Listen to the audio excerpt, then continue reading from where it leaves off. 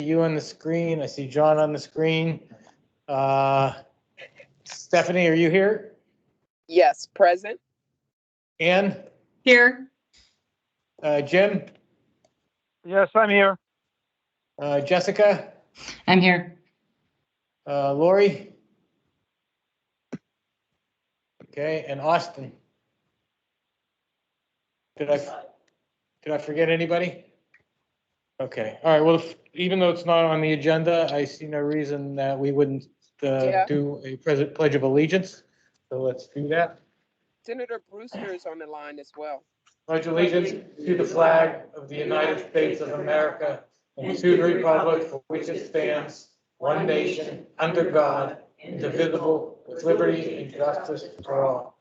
And since Catherine does moments of silence, I guess there's no reason to double those, so I'll just let you do yours. Okay.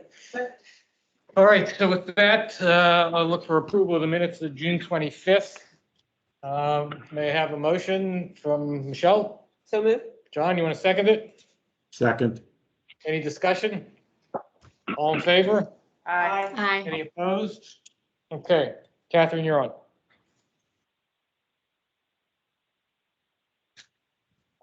Thank you, Mr. Letwin, and good morning, board members, everyone in attendance here with me and virtually. May I please have a moment of silence for the following employees who passed away in June. Operators Sylvester Haight, John Krasminski, Richard Demas, Marvin Godfrey, and Jerome Burns, Instructor Joseph Honick, Off-Board Fare Collector Janice Price, and Mechanic Leroy Smith Jr. Thank you. Back in June, we launched Next Transit, our long-range plan that will help our agency determine which transit projects, programs, and policies we should pursue over the next 25 years and the priorities in which we should pursue them. Our planning team and consultants have put in a lot of time and effort over the last 13 months. Even through a pandemic, the public input has been incredible. I really want to thank everyone who's been involved and engaged, contributed to the information, whether you've done this online, you've done this at a pop-up tent, or now you're doing this at the public meetings which we're holding. Last week, we presented a final draft to the board and a final draft plan. And as part of the draft, we're soliciting feedback. We held our first online input session on Wednesday.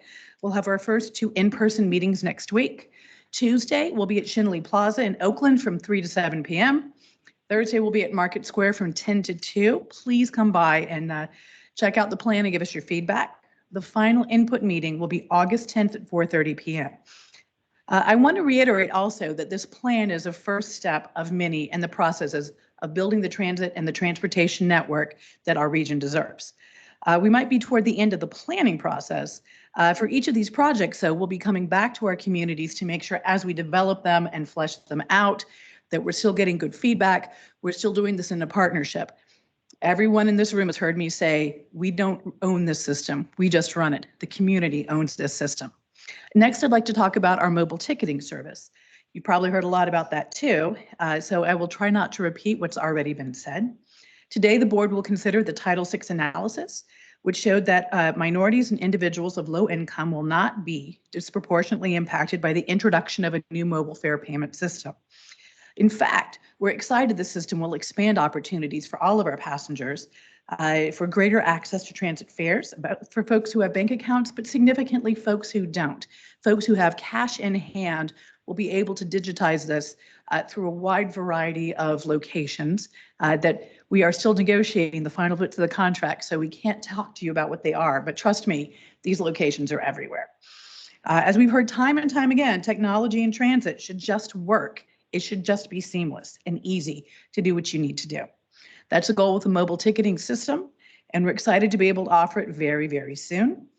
And finally, I'd like to commend the Transportation Revenue Options Commission, which was established this March by Governor Wolf to develop funding recommendations for Pennsylvania's transportation network, including how to fund public transit once Act 89 expires in 2023. A final report is due on the governor's desk by next week. And I would like to reiterate publicly the need for greater investment in public transportation. It is not only an essential part of Pennsylvania's transportation network, but a tremendous community and economic engine. The challenges facing public transit systems like Port Authority are great. We need to invest in our assets we currently have, even as we explore ways to bring new customers into the fold. Part of our Next Transit planning program identified a nearly $100 million annual funding gap just in capital to keep our existing system up and going. The transit need for funding is great throughout the Commonwealth. We know what happens when it's not funded properly, and we can't afford to see public transit not be funded properly again. Public transit and our riders are too important. And unless there are any questions, Mr. Chair, that concludes my report. Are there any questions? Okay, thank you, Catherine. Thank you. With that, we'll move on to the report of the Performance and Oversight Committee from its chair, Michelle Zemanek. Good morning, Mr. Chair. Good morning, everyone. Thank you all for participating. The Performance Oversight Committee met last week, and I have 3 resolutions for your consideration this morning. The committee first reviewed 4 procurement items and determined the bids to be in accordance with the authority's procurement policies and procedures. The price is fair and reasonable, the bidders to be responsible, and the bids responsive. The Performance Oversight Committee recommends the award of bids listed in the resolution for the total amount of approximately $2.9 million. My fellow members, I respectfully request the board approve this resolution. Jen, can you make the motion? So moved. Jerry, can you second it? Second. Any discussion? All in favor? Aye. Aye. Any opposed? Okay, my motion carries. The next resolution seeks authorization to enter into easements and related right-of-way agreements with the Pennsylvania Turnpike Commission. The authority owns and operates a 440-space park and ride lot in the borough of Jefferson Hills called the Large Park and Ride. The lot was conveyed to the authority by the Turnpike Commission in 2001. As part of the conveyance, the Turnpike Commission retained ownership and maintenance responsibility for a stormwater detention pond located adjacent to the property. The Turnpike Commission is in the process of finishing the final of 4 Mon-Fayette projects and will require various easements and rights-of-way from the authority on the portions of the Large Park and Ride lot. The Performance Oversight Committee recommends authorizing the authority to enter into the right-of-way agreements with the Pennsylvania Turnpike Commission in a form approved by the authority's legal counsel. My fellow members, I respectfully request the board approve this resolution. Bethany, can you make that motion? So moved. Jessica, can you second it? Second. Any discussion? All in favor? Aye. Aye. Any opposed? Motion carries. The final resolution I have for you today is seeking authorization to amend agreement with AECom Technical Services Incorporated for Bus Rapid Transit Phase 3 engineering services. The authority entered into an agreement with AECom to provide these services for a not to exceed amount of $18 million. The agreement provides for an initial term of 3 years, which terminates on September 28, 2021, with the option to extend the term of the agreement up to an additional 2 years at the sole discretion of the authority. The Performance Oversight Committee recommends exercising both option years, extending the term of the agreement through September 28, 2023, and to increase the previously authorized not to exceed amount of the agreement by $14 million. My fellow members, I respectfully request the board approve this resolution. Jim, can you make that motion? So moved. Ann, can you second it? Second. Any discussion? All in favor? Aye. Aye. Aye. Are there any opposed? The motion carries. Mr. Chair, that concludes my report. Thank Thank you. you, Michelle. Then next is report of the Planning and Stakeholder Relations Committee from its chair, John Tague. John, you're on. Good morning, Mr. Chairman, fellow board members and stakeholders. The Planning and Stakeholders Relations Committee met last week. I have several updates for the board. Next Transit Plan. Amy Silverman presented an update that the Next Transit Port Authority's long-range plan is now in draft form for public to review and comment on. We are very proud of the public outreach and the level of public engagement that we have done, especially during a pandemic. The summary of public engagements to date include 45 public meetings with 1,300 participants and 37 pop-up tent events. The plan includes priority projects such as a new bus garage in order to enable the authority to expand service as it builds out some of these future corridors. The top 10 corridor projects were shared, including planning for the East Central River to River connection, a downtown transit center, a study of best use for the library line, and upgrade transit from Homestead to McKeesport. Additionally, key programs such as sidewalk program and wayfinding were among the top 5 according to public input. Funding for these projects and programs was summarized, including an existing gap in our capital budget to support the system we have today before we start to build out our future. In order to build out these future projects and support them, the authority would need to grow as much as 50% beyond its current capacity, which would cost between $235 million and $290 million annually to support. The team started public meetings for the project this week and will continue over the coming weeks with 3 more meetings, 2 of which will be in person. For anyone who wants to attend a meeting, either in person or online, please visit http://nexttransit.network/events for more details. The project team hopes to hear meaningful public input, update the plan draft, and present a final draft to the board in September for adoption. The second item is bus rapid transit project. David Huffaker then provided a brief update on the BRT project activities, which include our BRT project team. Continue to review project risk, scope, and cost with Federal Transit Administration, FTA, for federal funding project readiness purposes. Meeting with city staff to review project sequencing and risk mitigation to line up with the FTA project readiness considerations. Coordinating with the Smart Signals project team that is being led by the City of Pittsburgh Department of Mobility and Infrastructure and PennDOT. Testing and preparing for expansion of the Port Authority's battery electric fleet and preparing for advancement of the downtown BRT loop to meet a delivery date of late 2023. I have a resolution for the board to consider, the resolution authorizing to enter into agreements for general planning services contract.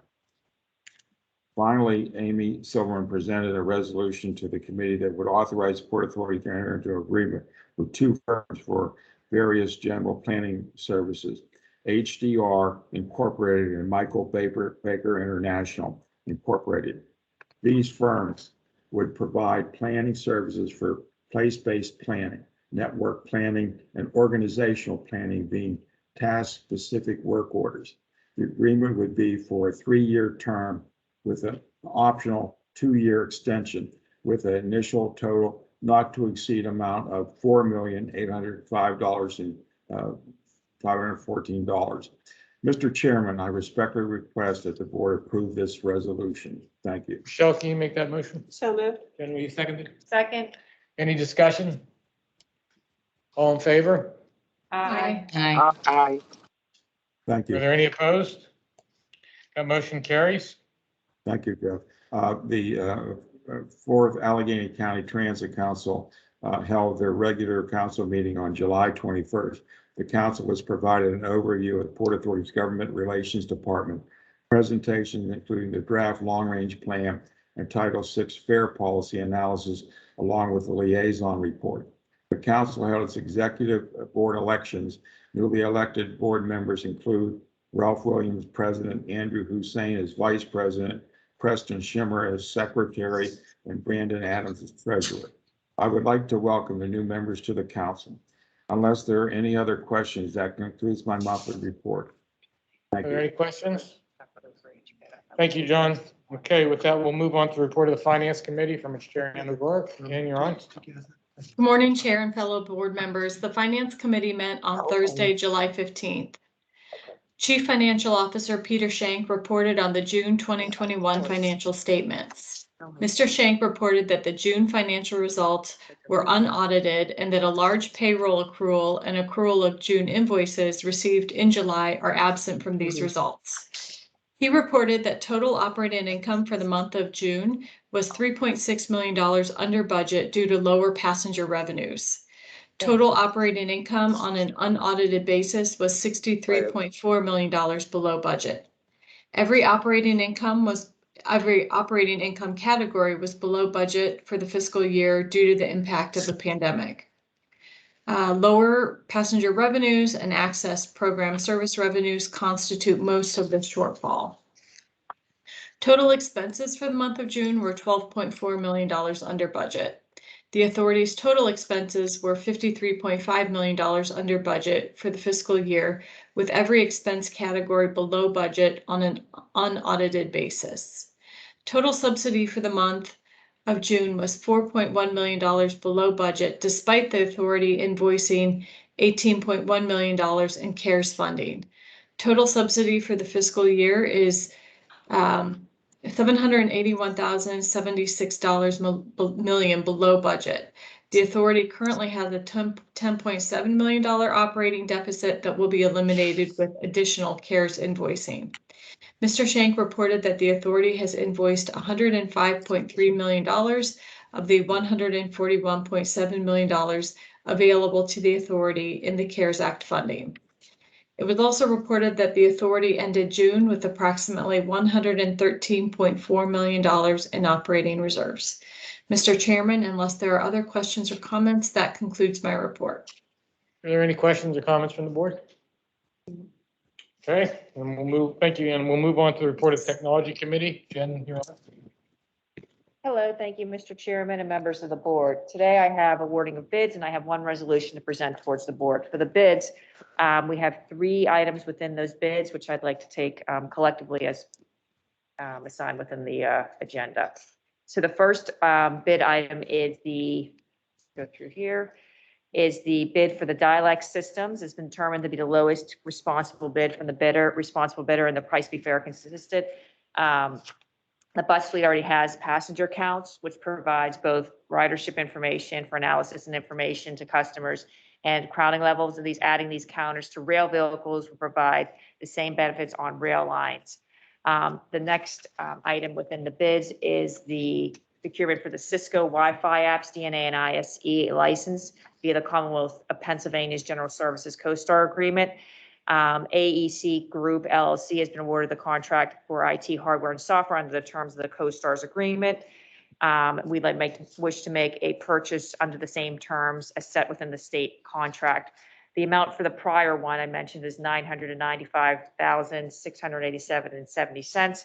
The one I just mentioned for the Cisco Wi-Fi is $106,747.77. The last item within the bids is for the rail transit software from Operations Control Center, OCC, is copyrighted by Union Switch and Signal. It's proprietary, and it's now Hitachi Rail USA Incorporated. We desire as the authority to enter into a 5-year agreement with Hitachi Rail USA to provide the software maintenance and support services for the OCC systems. The services would be required as a sole source procurement, as Hitachi Rail USA is the only entity able to provide necessary maintenance and support services. Therefore, the Technology Committee recommends these, and the cost of this Hitachi Rail USA bid is $410,760. So my fellow board members, I request the board approve these bids under the resolution. Jessica, can you make that motion? So moved. Stephanie, can you second it? Second. Is there any discussion? All in favor? Aye. Is there anybody opposed? That motion carries. Okay, the second item that I have is the authorization to approve Title VI analysis for the mobile ticketing service implementation. This is required by the FTA regulations and based on data gathered in the spring of 2021. The authority's analysis has determined that the implementation of the mobile ticketing services will not have been a disparate impact on minority populations and will not put disproportionate burden on low-income populations. While there's no mitigation actions needed for this project, the authority has included multiple aspects to improve access to fare production, including the internal working group focused on expanding ticket vending options and retailer services. The Technology Committee therefore recommends that this Title VI analysis be accepted so that the mobile ticketing services can move forward towards implementation. So my fellow board members, I request approval of this resolution. John, you want to make that motion? So moved. Jim, can you second it? Second. Any discussion? All in favor? Is Aye. Aye. there anybody opposed? That motion carries. Finally, I'd just like to report that at our July technology meeting, the Port Authority's Chief Operating Officer for Maintenance, John Rivetti, who I unfortunately forgot about during the committee meeting, then I apologize because then I remembered he was there. I apologize, Don, for embarrassing you on that one. He provided a presentation to the committee regarding the use of data in managing the Port Authority's bus and rail fleets. This presentation covered improvements to the data collection and reporting regarding miles between vehicle failures, key maintenance performance indicators, and how data is being utilized by our maintenance team to help enhance the customer's on-vehicle riding experience. So I do thank Dawn and the technology team and maintenance for providing us information. It was very helpful, and it just shows that the use of technology is improving our customer service. So with that, Mr. Chairman, my fellow board members, unless there's any questions, that concludes my report. Thank you, Jen. Are there any questions?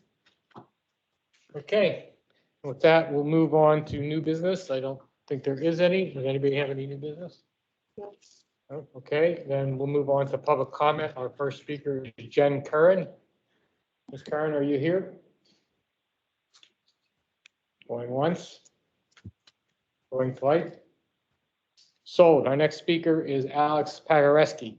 Alex, are you here? Going once. Going twice. Okay, that concludes our public comments.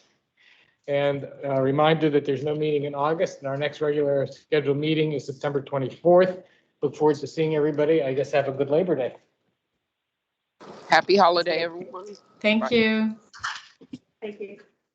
That was exactly the right way. Yeah. The report was